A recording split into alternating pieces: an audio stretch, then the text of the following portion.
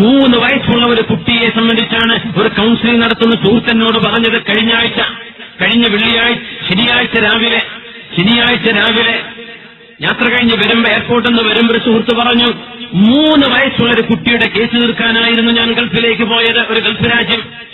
3 വയസ്സുള്ള കുട്ടി എന്റെ വിഷയം ചോദിച്ചു.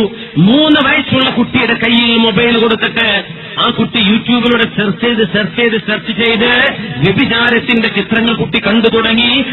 അരികത്തേക്ക് വരുമ്പോൾ ഈ കുട്ടി മറച്ചു പിടിക്കാൻ തുടങ്ങി. ഇങ്ങനെയുണ്ട് 3 വയസ്സുള്ള കുട്ടി. എന്റെ മുഅ്മിനെ, ഇത് ഞങ്ങളുടെ ചെവിയിലേക്ക്, ഉസ്താദന്മാരുടെ ചെവിയിലേക്ക് വിഷയമെത്തുന്നത് ഉമ്മത്തിനെ ധരിപ്പിക്കാനും നിങ്ങൾ അലേർട്ട് ചെയ്യാനുമാണ്. ഒരു ഉമ്മത്തിനെയോ കുടുംബത്തെയോ കുട്ടികളെയോ കളിയാക്കാനോ പരിഹസിക്കാനോ കുറ്റപ്പെടുത്താനോ അല്ല. ഈ സംഭവം നമ്മുടെ വീടുകളിൽ നടക്കാൻ തുടങ്ങിയാൽ എന്തായിരിക്കും ഉമ്മത്തിന്റെ ഭാവി? പിന്നെ എന്ത് ഇബാദത്താണ്, എന്ത് ഉബൂദിയത്താണ് നമ്മൾ അല്ലാഹുവിന് ചെയ്യുന്നത്?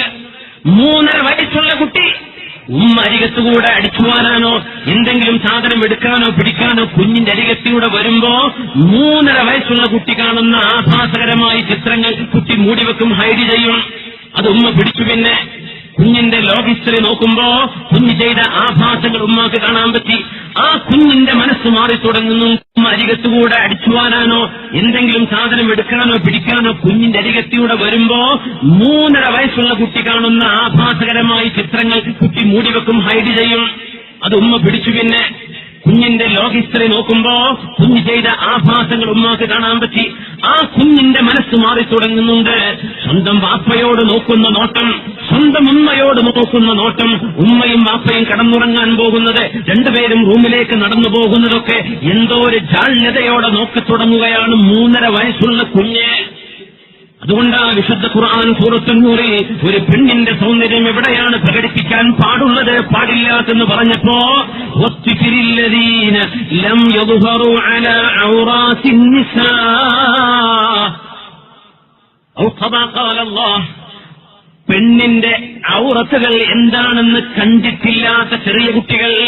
എന്തേത് പറയാൻ കാരണം, 21ാം നൂറ്റാണ്ടിൽ വരുന്ന കുട്ടികൾക്ക് പ്രായപൂർത്തിയുള്ളവർ കാണുന്ന പോലെ ചെറിയ കുഞ്ഞുങ്ങൾക്ക് കാണാൻ തിന്മകളിലേക്ക് ആക്സസുകൾ ഉണ്ടാകുമെന്ന് അറിയുന്നവനാണ് അല്ലാഹു ജല്ല ജലാലു.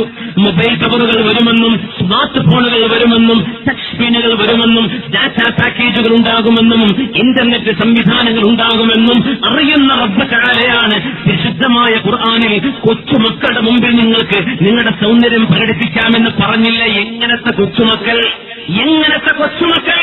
ലം യദ്ഹറു അലാ ഔറാത്തിൻ നിസാ, പെണ്ണുങ്ങളുടെ ഔറത്തുകൾ കണ്ടിട്ടില്ലാത്ത കുട്ടികളെന്ന് അല്ലാഹു പറഞ്ഞു.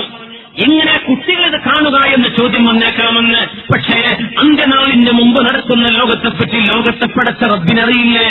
അതുകൊണ്ട് അല്ലാഹുവിന്റെ കലാമിൽ അല്ലാഹു രേഖപ്പെടുത്തി, വെറും കുട്ടികളല്ല, പെണ്ണുങ്ങളുടെ രഹസ്യങ്ങൾ അറിയാത്ത കുട്ടികൾ. ഇതറിഞ്ഞ കുട്ടികളുടെ മുമ്പിൽ ഹിജാബ് ധരിച്ച് പെണ്ണുങ്ങൾ നടക്കണമെന്നായിരിക്കും അതിനർത്ഥം. നമ്മൾ ഗൗരവത്തിൽ മനസ്സിലാക്കണം.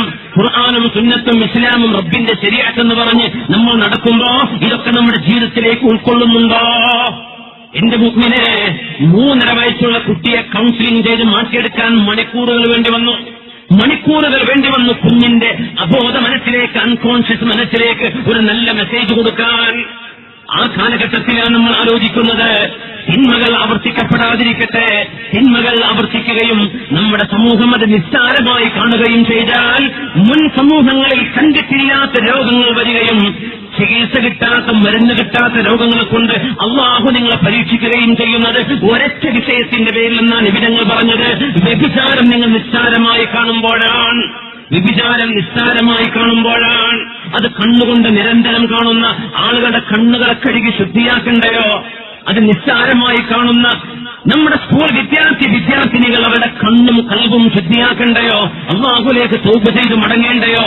വിവാഹ ജീവിതം എന്ന് പറയുന്നത് വൈകാരിക ആഭാസമാണ്. തെറ്റിദ്ധരിക്കുന്ന വിധത്തിൽ നമ്മുടെ മക്കളിലേക്ക്, നമ്മുടെ ചെറുപ്പക്കാരിലേക്ക് ലോകത്ത് തിന്മ നടക്കണമെന്ന് ആഗ്രഹിക്കുന്ന ഒരു വിഭാഗം പടച്ചുവിടുന്ന ഇന്റർനെറ്റ് സൈറ്റുകളിലൂടെ, TV ചാനലുകളിലൂടെ, വെബ്സൈറ്റുകളിലൂടെ വ്യഭിചാരം പോലെയുള്ള വിഷയങ്ങൾ ലാഘവത്തോടെ കാണാനും മൃഗങ്ങളെപ്പോലെ ജീവിക്കാനും മനുഷ്യന്റെ മനസ്സിൽ ഉറങ്ങിക്കിടക്കുന്ന വികാരങ്ങളെ ചിത്രങ്ങളിലൂടെ, വീഡിയോകളിലൂടെ പ്രദർശിപ്പിക്കുകയും സിനിമകളിലൂടെ സിനിമ കാണുമ്പോ ഒരു നൃത്തരംഗം കാണുന്നത്, ഒരു അഭിനയം കാണുന്നത്, ഒരു സ്റ്റേജ് ഷോ കാണുന്നത്, ഒരു പരസ്യപ്പലക കാണുന്നത്.